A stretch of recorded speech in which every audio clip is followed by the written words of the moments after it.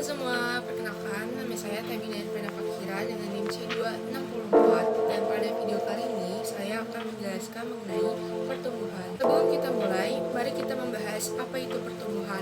Pertumbuhan adalah perubahan dimensi, baik itu panjang, berat, volume, jumlah, atau ukuran bersatu waktu, baik itu stok, individu, atau komunitas.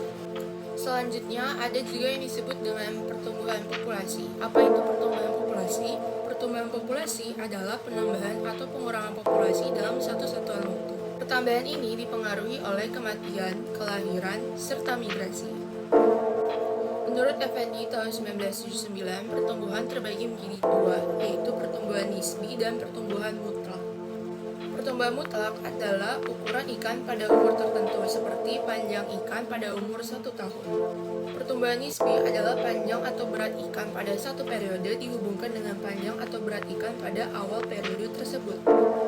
Nah, penting gak sih untuk melakukan pengamatan pertumbuhan ikan? Penting banget, karena pertumbuhan ikan dilihat untuk melihat perkembangan ikan melalui parameter panjang, berat, dan morfologi ikan. Sebelum memulai pengamatan, ada beberapa alat dan bahan yang kita butuhkan untuk melakukan pengamatan.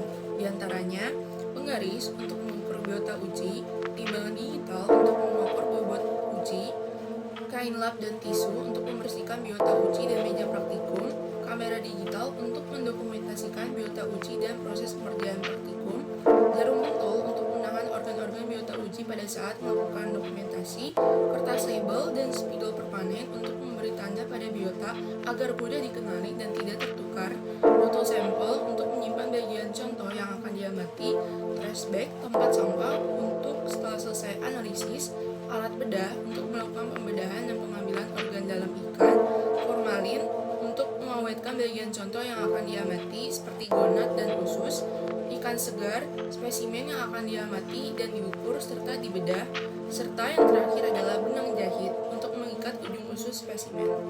Langkah pertama dalam melakukan pengamatan adalah kita menyiapkan alat bahan yang dibutuhkan untuk melakukan pengamatan. Langkah kedua adalah menyiapkan 5 ikan yang telah disiapkan oleh tim asisten. Selanjutnya, ikan tersebut dibersihkan dengan kain lap dengan cara membersihkan sisa-sisa air yang masih tersisa di tubuh ikan. Setelah ikan bersih dari segala air yang masih tersisa, kita ukur bobot dan panjang ikan. Panjang ikan yang diukur ada 3, yaitu panjang cagak, panjang baku, dan panjang total, serta kita ukur tinggi ikan. Sebelum kita memulai pembedahan, kita harus dokumentasikan ikan terlebih dahulu dengan cara menempatkan ikan di atas styrofoam dan jangan lupa kita tegakkan sirip menggunakan jarum. Setelah itu kita lakukan pembedahan dengan cara memotong dari anus. Setelah ikan sudah dibedah, kita keluarkan isi perut dan gonad ikan tersebut. Gonad ikan ada 2, yaitu gonad betina dan gonad jantan. Gonad jantan biasanya berwarna putih, sedangkan gonad betina biasanya berwarna kuning keemasan. Setelah kita membedah kelima ikan dan mengurai isi perut dan gonadnya, kita letakkan gonad dan isi perut tersebut di dalam botol jar.